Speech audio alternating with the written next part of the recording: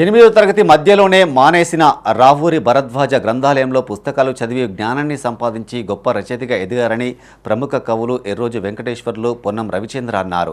తెలంగాణ భాషా సాంస్కృతిక శాఖ కఫిసో తెలంగాణ రచయితల సంఘం సంయుక్త ఆధ్వర్యంలో నగరంలోని ఫిలిం భవన్లో రావూరి జయంతి ఉత్సవాలు ఘనంగా నిర్వహించారు. అనంతరం చేపట్టిన సమావేశానికి వెంకటేశ్వర్లు, పొన్నం రవిచంద్రలు ముఖ్య అతిథులుగా హాజరై ప్రసంగించారు. కటిక దరిద్రాన్ని అనుభవించారని, బీదరికంలో ఉండి కూడా పుస్తకాలను ప్రేమించి రచించాడని పొన్నం రవిచంద్ర అన్నారు. అనంతరం మామిడి హరికృష్ణ దర్శకత్వంలో పొన్నం రవిచంద్ర, అయినంపూడి శ్రీలక్ష్మి నిర్మించిన ఏకాంతవాసి లఘు చిత్రాన్ని ప్రదర్శించారు. కరీంనగర్ ఫిల్మ్ సొసైటీ అధ్యక్షుడు పొన్నం రవిచంద్ర, కె లక్ష్మీ గౌతమ్, సదాశ్రీ, ముజాఫర్, అనిల్ కుమార్, దేవేందర్ తదితరులు పాల్గొన్నారు. జ్ఞానపీఠ అవార్డు పొందిన మన తెలుగు వాళ్ళలో మూడో వ్యక్తి రావూరి భరద్వాజ.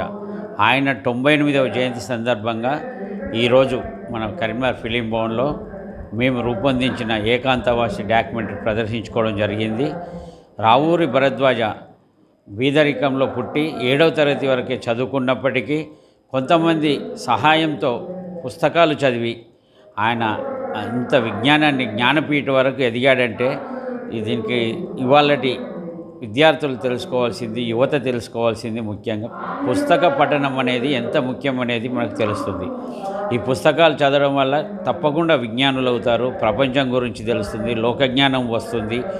పుస్తకాలంటే రకరకాల పుస్తకాలు అన్నీ చదవాలి, వాటితో ఏం సాధించవచ్చు అనేది మనకు రావూరి భరద్వాజ ద్వారా అర్థమవుతుంది.